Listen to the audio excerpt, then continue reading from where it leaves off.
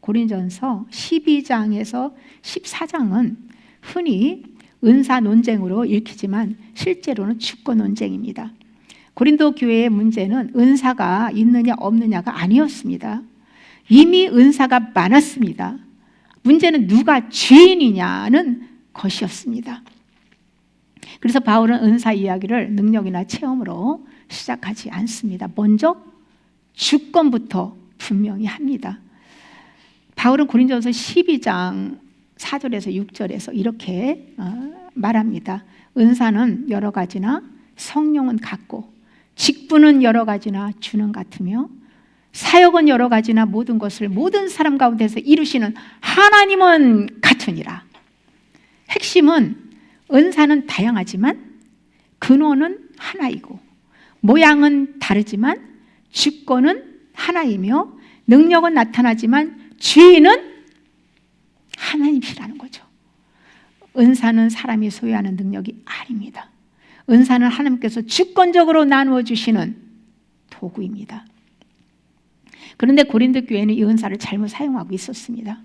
특히 방언을 하나님의 주권을 드러내는 표지가 아니라 자신의 영적 우월성을 증명하는 증거로 사용했습니다. 그래서 바울은 일부러 몸의 비유를 사용합니다. 눈이 손들어 내가 너를 쓸데없다 하지 못하고, 이 비유의 뜻은 단순합니다. 은사는 비교의 기준이 아니라 서로를 필요로 하게 만드는 수단이라는 거예요. 눈이 손보다 낫지 않고 손이 발보다 중요하지 않습니다. 각 지체는 다르지만 모두 같은 몸에 속해 있습니다. 마찬가지로 은사도 서열을 만들기 위한 것이 아니라 서로 의존하게 만들기 위한 것입니다. 은사는 누가 더 영적인가를 증명하는 도구가 아니라 누가 주인인가를 드러내는 표지입니다. 그리고 그 주인은 언제나 누구시라고요? 하나님 한 분뿐입니다. 왜 바울은 고린도전서 12장과 14장 사이에 갑자기 13장 사랑에 관한 말씀을 넣었을까요? 그 이유는 단순합니다. 바울은 은사를 설명하다가 방향을 바꾸려는 것이 아니라 은사가 어디에서부터 출발해야 하는지를 분명히 하려는 것이에요. 바울의 논리는 너희가 그렇게 자랑하는 모든 은사들, 그 중에서 가장 강력해 보이는 은사들조차 사랑이 없다면 아무 의미가 없다는 거예요.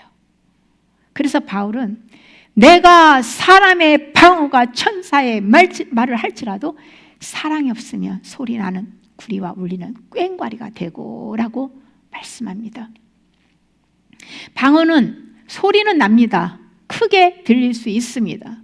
사람들의 시선을 끌 수도 있습니다. 그러나 아무것도 전달하지 못하는 소음일 수 있다는 것이에요. 여기서 중요한 점이 있습니다. 바울은 방언의 능력 자체를 부정하지 않습니다. 그는 방언의 의미를 제거합니다. 능력은 있을 수 있습니다. 현상도 강하게 나타날 수 있습니다. 체험은 인상적일 수도 있습니다. 그러나 사랑이 없다면 그 모든 것은 하나님의 목적과 연결되지 않는 소리가 된다는 것이죠.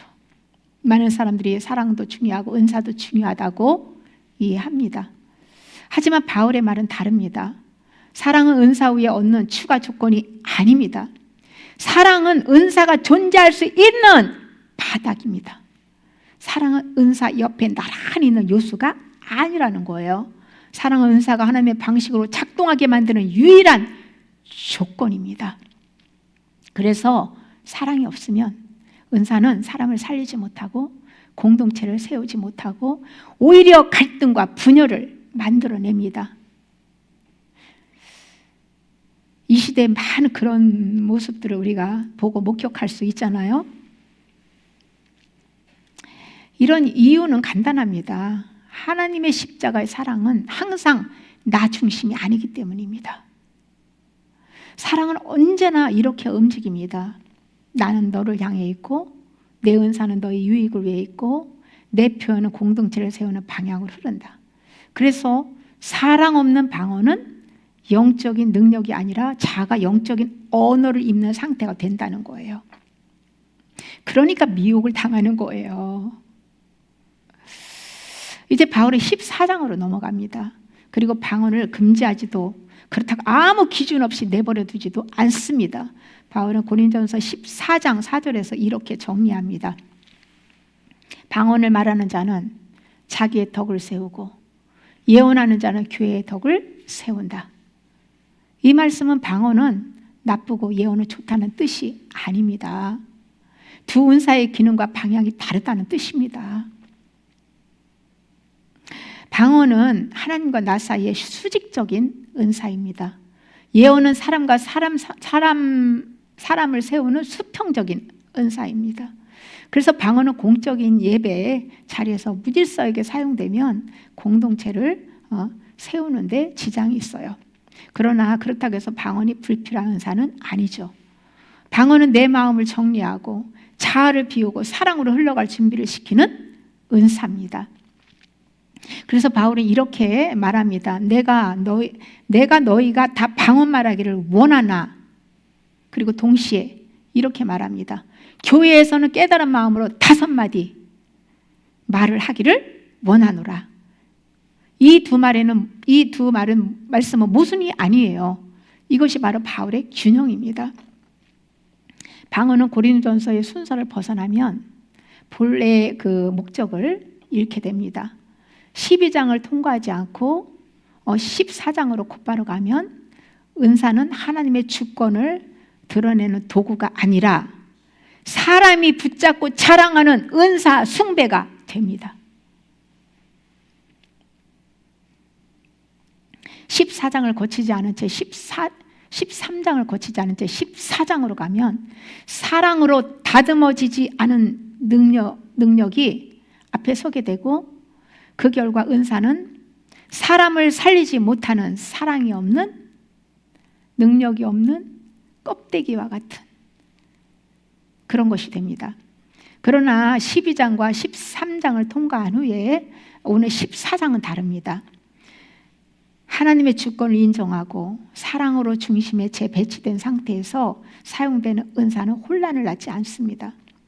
12장에서 13장을 통과한 14장은 자유롭지만은, 성령 안에서 자유롭지만은 방종하지 않고, 능력이 있지만 자랑하지 않고, 은사가 드러나지만 자가 앞서지 않는 질서 있는 생명이 됩니다.